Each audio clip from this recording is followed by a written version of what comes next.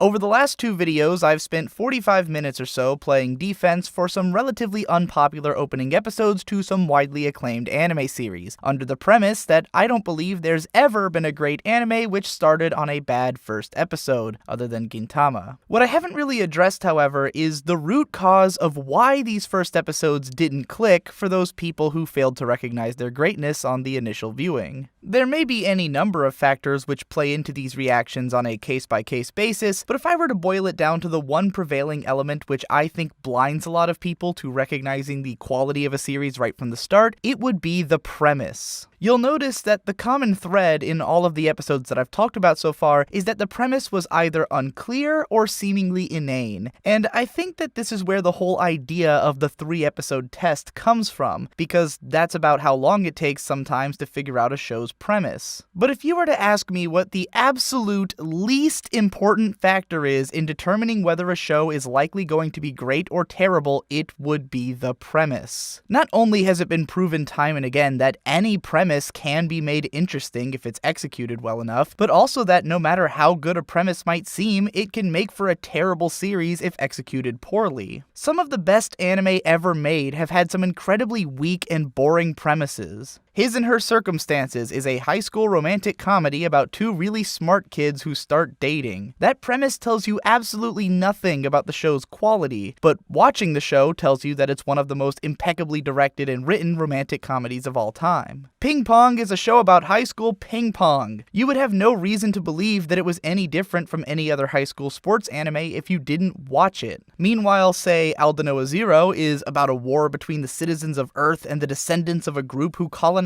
Mars, which sounds pretty cool, but the show is a bunch of dog shit, for reasons that were pretty apparent right from the first episode if you were paying attention. Go watch Turn A Gundam instead. Sources. The thing about premise is that it makes for really good marketing, especially if it can be understood immediately. I don't think it's all that surprising that 3 of the most popular anime of the past decade, Death Note, Sword Art Online, and Attack on Titan, each have an incredibly striking premise which is made clear from the very first episode. Of course, the execution of the premise in each of these cases varies wildly, and one of these shows is probably the worst popular anime series of all time. In retrospect, it's a lot easier to notice that the first episode of Sword Art Online dedicates nearly 10 minutes to an exposition scene between a big floating cloaked dude and a bunch of gormless noobs who were just standing around the whole time, and that this was probably indicative of what most of the show was going to be. At the time, however, the premise of a survival game set inside of an MMORPG was such a cool idea that I can't blame anyone for thinking it would probably be awesome. That, of course, is why I'm here, to help you to recognize the signs of poor execution before you get hooked into a show that's gonna drag you through the depths of boredom and bullshit for 53 goddamn episodes. So to start with, let's take a look at a show with an immediately striking premise and one of the worst opening episodes that I've ever seen,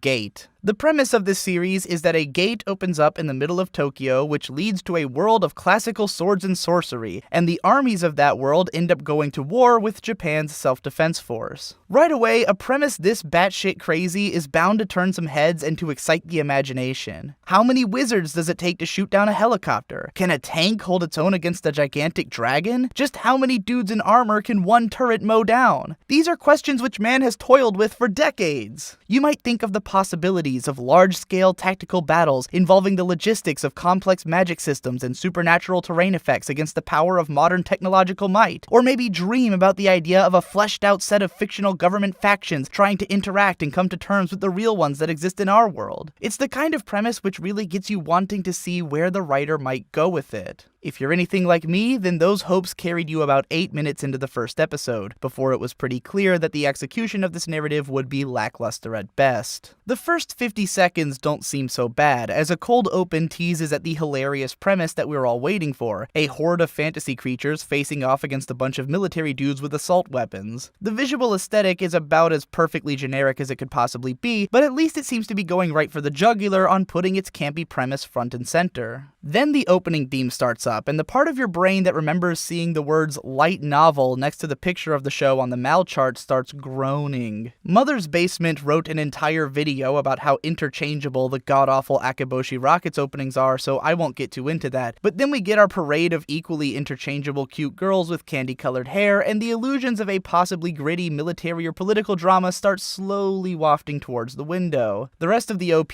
plays out like some weird combination of a cheesy military recruitment ad and a Sword Art Online trailer. See if you can spot the split second of hideous CG dragons spliced in there as a subliminal warning. Once the OP is over, we are taken into this weird bit wherein a narrator introduces us to the main character as an otaku who works to support his hobby. At this point, I've got sirens going off in my head about where this is going. I've seen approximately 60,000 different anime shows about self-defined otaku being overly adamant in their hobbies, and more often than not, I see those characters being defined entirely by the fact that they are an otaku and nothing else. The fact that this show immediately hammers us over the head with the fact that this guy is an otaku only makes that fear more prominent. He also just kinda seems like a lazy, stupid asshole, bragging about how his hobby takes precedence over his job. We are then told that it's 11:30 on a Saturday for no particular reason, before being shown around a very bright and sunny Tokyo, populated by jarring CG pedestrians, weird rotating camera angles, a totally random shot of a dropped ice cream cone with a gross lens flare in the corner, and finally, a little girl so comically, cartoonishly, generically adorable that my immediate thought was, what kind of terrible shit is gonna happen to her? Just for the hell of it, some of these shots have a random, jarring, and hideous split screen applied to them for no discernible reason. I have no idea if all of these shots are happening in close proximity to one another, or if this is just random places in Tokyo, or really what the hell the point of any of this is. When we finally reconvene with our protagonist, he has become determined to make me hate him as much as possible by having the single most boring and cliched imagination of all time. What perplexes me the most about this scene is that the point of it is obviously to introduce us to the fact that this guy is an otaku who escapes from reality by projecting himself into his generic fantasy cell phone game. But if they were going to have a scene like this, then what the hell was the necessity of outright telling us that the main character was an otaku just a minute ago? As generic as this imaginary segment is, it's easily a more natural way of getting us into the character's head than just having him state the fact that he's an otaku directly into the camera. At this point, it seems kind of redundant to include a scene like this, and the fact that it's awkwardly paced in such a way that it feels way longer than it actually is only makes it that much weirder. The pacing and editing of this episode, and of the show in general, is really the thing that bothers me the most about it, even beyond all of the plot and characterization and presentation stuff that I'm going to talk about. Almost every shot in this episode seems to linger just a little bit longer than it needs to, and as a result, it feels unbearably slow and weirdly quiet. The fact that everything drags on in this painful and ugly way had a lot to do with why I made it so little distance into this episode the first time through, because it's not the kind of problem that I could imagine just going away as the series goes on. Just as the directing style of Steins Gate immediately intrigued me to that show's unique atmosphere and tone, the directing style of Regular Gate immediately makes me want to locate the nearest kitchen utensil that I can use to gouge my eyes out. Next, we learn that this show takes place in a world wherein perfectly generic character designs can be popular enough to have ads on the sides of buses. I know that might be the most pedantic complaint I've ever made, but I have a lot of respect for a show that goes the extra mile in making the in-universe fiction actually believable. To go back to Steins Gate once again, those little Oopa toys are something that I could easily imagine people actually collecting because they're unique and adorable. I don't think that modern gamers are going to be wowed by monster designs which look like they were deliberately made to convey the idea of a generic video game. I digress. Around this point is where the editing really starts to lose me. We keep arbitrarily cutting back and forth between the place where the gate is starting to appear and the place where our main character is getting off the train, with absolutely no sense of distance between them. Maybe if I could read these road signs and had a better knowledge of the layout of Tokyo, then I could tell how close the main guy is to where the action is gearing up, but as it stands, I have no reason to even think that he's heading in that direction, except that it makes the most dramatic sense. If things didn't feel random and disconnected enough already, there's then a cut wherein the main character guy is on an escalator, and then it cuts to black, and then suddenly he's on the ground with an injury on his head. It's quickly revealed that he hit his head on a pillar, but the first time I saw this episode, the sudden jump from the escalator to wherever this shot takes place was so jarring that I legitimately wasn't sure what just happened. The moment is timed like a punchline, but it has no setup. It comes out of nowhere at a moment when we couldn't even logically expect it, which elicits nothing but confusion. The weird timing of the guy's groans as he lays on the floor seizing out just makes it feel all the more gross and wrong. Then it cuts to some cinematic shots of the 3 cute girls from the opening, and the only way you can possibly know that the main character is supposed to be seeing these shots is that we hear his voice offering reactions. I really can't tell if these are supposed to be like visions that are being beamed into his brain or what the hell they might be, because it just looks like the OP started playing out of nowhere. Rounding off this bit, a random guy comes to make sure that the main dude is okay, and recognizing the otaku bullshit stickered onto his phone, asks if he'll be heading to the Dojin event, to which the main guy proudly acknowledges that he is. Once again, I feel like this moment is trying to tell us something which was already spelled out in that opening piece of narration. If you pulled that part out, then it would seem like this episode is wordlessly building up to the idea that this dude is an otaku, but since we were told that already at the start, this entire thing feels about as redundant as this sentence is to this video.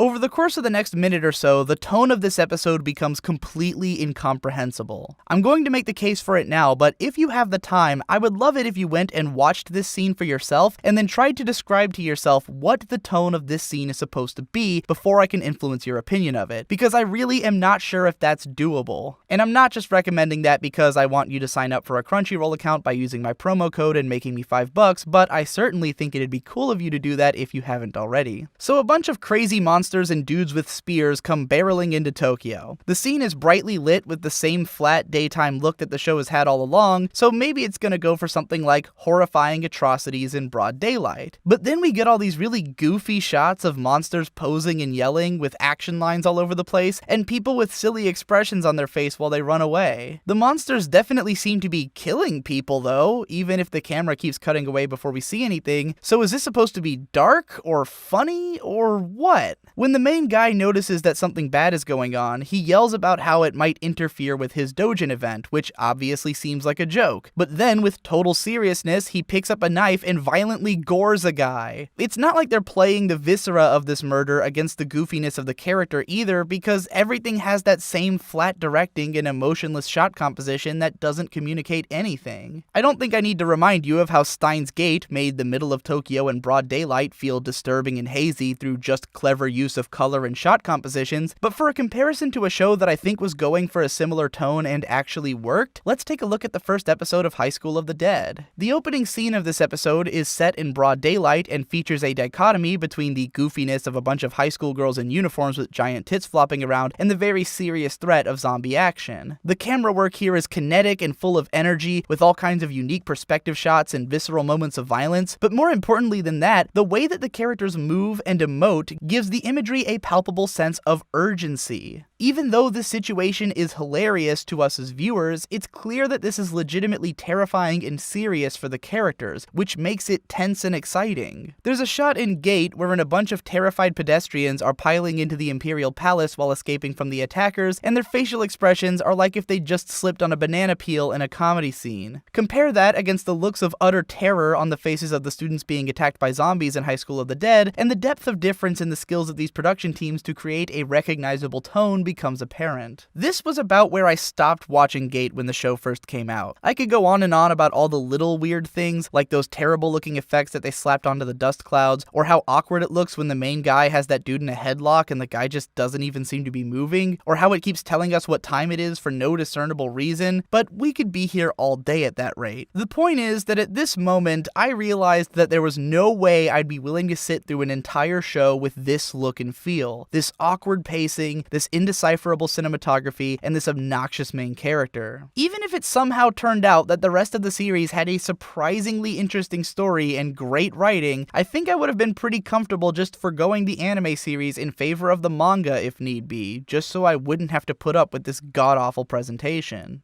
Of course, it wouldn't really help my point that you can't have a series that starts out bad and then gets good if it turned out that this show did get good, so I eventually watched more of it for the sake of argument, and it went about as well as I expected. Aside from the doubts which I was already given by the scenes which I've talked about already, the rest of that first episode showed a lot more of what would be wrong with the show in the long run. Let's try and get through it quickly. When the JSDF finally shows up to take care of the invading army, they pretty much just mow through all of them without a fight. We probably could have imagined that this would happen with the foot soldiers, but all of these monsters and dragons are instantly demystified as the soldiers make child's play out of wasting them. The case could have been made that this was just a scout group or something, and that they weren't fighting on their own turf, and that maybe there's all kinds of crazy shit waiting beyond the gate. But then in episode 2, they go into the gate and mow down 100,000 men worth of fantasy armies, and then in episode 3, they fend off a greater dragon. So this is pretty much just par for the course. If the show had any intentions of involving some kind of interesting fantasy tactics, then it probably would have shown some of that in this episode to butter us up. But it didn't, because it's really just a show about making the JSDF look like overpowered badasses. You know, funnily enough, there was a 1979 live-action film called Sengoku Jietai, or GI Samurai, wherein a JSDF force got teleported into the Sengoku era and summarily got their balls rocked by samurai tactics. They even remade it into another film and a manga adaptation in 2005 called Samurai Commando Mission 1549. I don't know why I know these things. Over the course of this first episode, we repeatedly see the main guy exhibiting exemplary military prowess, as well as gazing affectionately at this lolly girl, cluing us into the fact that he's got a big soft heart underneath that dumbass otaku exterior. Considering how many times this episode goes out of its way to reiterate both the idea that the main character is an otaku who cares more about his hobby than his work, as well as the idea that he's actually a natural at his job and totally cares about people, I began to suspect that these were probably his only defining character traits, and that the show was going to be reminding me of them over and over again ad nauseum without adding anything new to his personality. I was right. When the rest of the episode isn't continuing to reiterate the points that it's already made, it's just flat out wasting time. There's almost an entire minute dedicated to a gay joke, wherein the joke is that the main guy is getting too physical with this other guy and therefore is making him uncomfortable because he's not gay. Riveting stuff. Later on, there's about a minute of just gratuitous shots of tanks driving through the gate, set to completely unfitting epic music. There is seriously no point to this scene other than to show off the tanks, but I guess that's a pretty good indicator of the show's priorities, considering the massive amounts of each episode which are dedicated to dicking around in military vehicles. The only thing this episode doesn't prepare you for is all the cute girls and fan service dicking around yet to come. Oh, and also that the slight subtext of nationalism is eventually going to blossom into full-blown main text insane jingoism. Now look, I know that a lot of people like Gate and that they probably don't care about none of that shit. I think for most viewers, the episode probably didn't really start until the main character guy stabbed that soldier dude, and in that same moment, they were completely sold on everything else, and that's fine. The people who liked this show probably didn't even think that this episode was bad, unless they only liked it because of some specific character or plot moment that came later on. I'm a lot more of a complete package guy myself, if my entire channel hasn't made that obvious. Not only am I at risk in that using this episode as an example might alienate a lot of this video's audience, but considering my reputation for not liking anything that A1 Pictures has put out in half a decade, there's probably already a comment on this video about how I went into this episode expecting to hate it because I'm biased and my videos aren't very objective, and I can't believe you spent 15 minutes just reviewing the first episode of Gate. I thought this video was about something other than what it's obviously about, etc. So for the sake of argument, let's also take a look at what I thought was one of the worst opening episodes of the spring 2016 anime season, which just happened to come from the show that I was actually the most excited for going into it, Joker Game. When it comes to the seasonal chart test, Joker Game passed with flying colors. The premise was on point, a historical spy thriller set on the cusp of World War II, something I've never seen in anime before and which I could easily imagine being badass. The character designs are sleek and stylish, yet realistic and serious, giving the impression that maybe this was going to be a fairly ambitious, gritty, and adult-oriented product. Studio Production IG has always been setting the high watermark for animation quality, with a history of having produced some of the best high-concept mature anime in existence, from Patlabor, Ghost in the Shell, Jinro, and Psycho Pass to Eden of the East, Usagi Drop, Seirei no Moribito, and Real Drive. Even when they handle shonen and shoujo manga adaptations, they bring some of the best production design in modern anime to the table, as with Haikyuu, Kimi ni Todoke, and Kuroko no Basuke. None of that is to say that Production IG haven't produced their fair share of clunkers over the years like Blood Sea, but when I look at a show with visuals like this and a plot description like that being made by this studio, then I've got to be a little bit excited. I wasn't familiar with any of the director's past work, and the writer has an even split of shows that I like and dislike, so those were all a gamble, but the cast list even included a number of my favorite actors, such as Takahiro Sakurai, Tomokazu Seki, and Kazuya Nakai. This one really looked like a winner. The earliest cause for concern was the very first line of dialogue, spoken in English by an American character with a voice actor who is very obviously Japanese. I've never done anything bad! Why can you do such a ridiculous thing? I won't forgive your instability. I'll contact my country immediately! Oh, いい覚悟です。日本の武士に二言はないですね。I don't want to be too harsh on this point because it's very common practice in anime, and the actor they found has better English pronunciation than the vast majority do. I could understand everything that he was saying, even with the goofy vocabulary choices, but it was pretty obvious when he switched over to his foreigner voice for the Japanese lines that he's definitely not an American guy speaking Japanese. It's not that I think this is a huge knock against the show, but if this was going to be a seriously all-out production, like the kinds that Production IG have been known to pull out in the past, then they would have actually hired an American actor for this role. From this point, it's easy to conclude that this ain't gonna be no Ghost in the Shell, or even no Eden of the East. The opening song and video are pretty fun, and have that jazzy vibe with period-appropriate iconography, but there obviously isn't nearly the level of vision here that we got in something like the Bakano opening. Whereas that show went for an actual jazz song, and one of the most brilliantly edited character introduction sequences ever conceived, this one is really just a pop song with a bit of jazzy-sounding instrumentation involved, and a video comprised of more overdone visual effects than actual character. Again, this isn't so much to say that this is a bad opening theme, as it is to say that it doesn't speak to the kind of vision that you'd find in the OPs of any of the first 4 shows which I talked about in this series.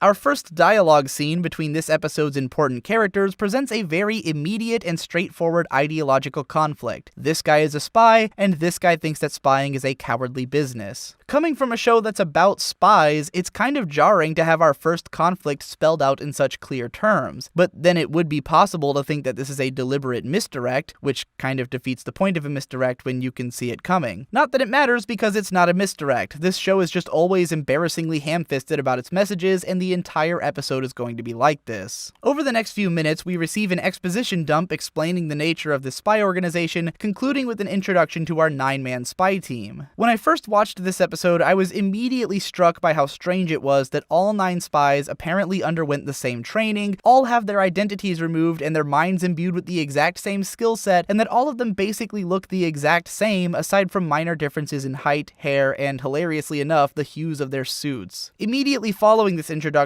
we see all of the spies moving in a cluster, and over the course of this episode and the next, we only ever see them operating as a group, as if they were some kind of hive mind. This would all be well and fine, but it really clashes with the presentation of the characters in the OP, and later in the entire structure of the show, as 9 different cool guys with their own names. All of the spies are completely interchangeable, with personalities that do not extend beyond "is a spy." We will get to this scene in a minute, but the moment that really drove home to me that this show was never going to characterize these spies at all was when all of them laughed at the same time for the same reason. It's one thing for all of them to have the same skill set, but at that point they were all just basically the same guy. After a few more minutes of rattling off exposition and really hammering in the idea that this military guy thinks that spies are dumb and weird, we finally arrive at what I would consider to be one of the most laughably badly handled scenes in anime this year, the Joker game itself. The stage is set when the military guy finds the spies all playing poker down by a bar, and he decides to join them. What follows is several minutes of the least dramatic poker montage I've ever seen. We don't really see enough of the game to follow it properly, so it's not engaging on the level of watching a tense poker match. We don't get enough sense of what the characters are feeling or what kind of tactics they're using, so it's not engaging on the level of human drama. And most of it consists of lifeless panning shots of everyone just kind of playing the game while unfittingly energetic music plays over it, so it's not engaging on the level of entertainment. The only thing worth getting out of the scene is the result, that the military dude lost. You could just as easily have smash cut from the moment that he decided to play the game to the moment that the last of his chips were being taken away from him, and you would lose absolutely nothing in the narrative. But here's where it gets idiotic. As the military dude is leaving the room, one of the spies informs him that what he lost wasn't really the poker game, as everyone else in the room was cheating, but the Joker game, which is a chaotic roundabout of signaling wherein the spies try to form alliances and dupe one another until achieving victory. As a viewer, you probably figured that out, since it's a show about a bunch of fucking spies playing a game which is already about duplicity in the first place, nice. But the real icing on the cake is when one of the spies says that it's just like international politics, because I don't even know what a metaphor is. First, let's consider the actual logic of this Joker game. If the game was actually a complex battle between all of the spies at the table, then why is the military guy the only one who lost? How much more interesting would it have been if he had actually won, only to learn that the reason he won is because some of the spies were working in his favor in an evolving competition against one another. Maybe through that we could even get an idea that there's a gradient in skill among the spies, or that some of them may have fucked up along the way, leading to their loss. The Joker game which the spies are describing could actually have been massively interesting, but what actually seems to have happened is just that one guy was reading the military dude's cards, and then everyone collectively fucked him over, even though he wasn't even competing. Next, let's consider the presentation of this Joker game. During the game, we see a few characters fumbling around with objects, which we could possibly assume was some kind of signaling. In the middle of the spy's explanation of the game, we are then shown a bunch of other signals which apparently were used during the game, which weren't even shown to us, so we couldn't have ever assumed that those signals were happening while the game was being played. Even at this point, we are not invited to any context as to what any of these signals actually mean. We are only shown the fact that signaling was happening. Now imagine if this scene had been written and directed in such a way that we could have watched the characters actually acting out the Joker game, and then tried to pick up on who was doing what. We could try and decipher the signals ourselves, and to figure out who was on what side and what they were trying to accomplish. It wouldn't even have been difficult to clue the viewer into what was going on, even without explaining the concept of the Joker game to us first. We already know that these characters are spies, and that poker is a game about duplicity, so we would probably catch on immediately that something was going on, and then try to decode it for ourselves as the scene went along. Then, when the characters finally explained what each of them was up to, we would either experience the satisfaction of having our suspicions confirmed, or the satisfaction of learning the truth that we've been aching for along the way. Instead, we get an explanation of the incredibly obvious fact that spies are sneaky. Riveting stuff. Once the game is over, the leader of the spies comes into the room and launches into what I can only describe as an explanation of what each of the characters metaphorically represents. He basically tells the main character that his values are representative of the attitude of Japan in the world of international politics over the last few years, and how the spies represent the nation's realization of the Joker game that they've been made a part of. I can't help but feel like there were plenty of ways that this episode could have been written which made us realize for ourselves that the military guy was supposed to be an everyman representation of Japan's military attitude, but instead, the leader of the spies very literally spells it out. Aside from having no faith whatsoever in the viewer's intelligence, the worst part about this entire scene is that it's just fucking boring. It's nothing but obvious information being relayed to the viewer by characters who are just sitting and standing around in a room doing nothing. The rest of the episode is a pretty straightforward setup for a cliffhanger ending, leading into the Joker game that the main guy will have to stake his life against in the next episode. You don't need to watch it because you can write the thing in your head. The main guy is going to use what he's learned so far to get himself out of this predicament and come to understand the spies. The end. I wouldn't be the least bit surprised if I saw someone claiming that Joker game was a perfect candidate for the 3-episode test, because the real nature of its premise only becomes apparent in the 3rd episode. Whereas the first 2 episodes are mostly about framing this ideological conflict between Japan's moral attitude of the time and the tactics by which they would try to become a world power from there on out as a backdrop for the setting, the other episodes each focus on one spy at a time in episodic thriller scenarios around the world. If you watch any further though, as I did, you'll find that every single episode suffers from the exact same problems in their writing and presentation. The morals are always ham-fisted, the plot twists never have any proper setup and just feel pointless and out of nowhere, the characters never have any personality, and the cinematography is always woefully flat, as characters sit around dumping uninteresting exposition on one another for minutes on end. If you had the same problems with this episode that I did, then you will not enjoy the rest of Joker game.